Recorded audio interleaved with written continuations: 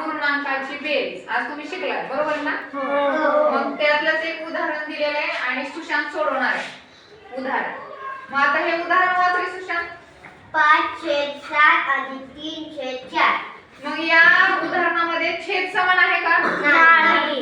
मग छेद समान करून घ्यावं लागेल अगोदर तुम्हाला बेरीज करण्यासाठी. मग त्यासाठी काय करावं लागेल? हे मी साधेपणा म्हणणार. हा मग सांग मला. 5/7 गुणिले 4 या 4 ने या दोन्हीला गुणाकार करायचा. बर. अधिक 3/4 हा गुणिले 7 गुणिले 7 4 गुणिले 7. बर. आता 5 चोक 20 छेद 7 चोक 28. हे अधिकचं चिन्ह खाली. 7 त्रिक 21 7 चोक 28. आता हे बघा आपल्याला इथं दोन्हीकडे छेद समान झालेला दिसतोय की नाही? मग आता काय करणार सांग पुढं.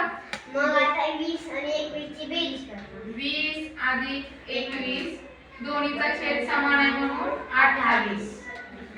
मग 20 अधिक 21 बरोबर किती झाले? 41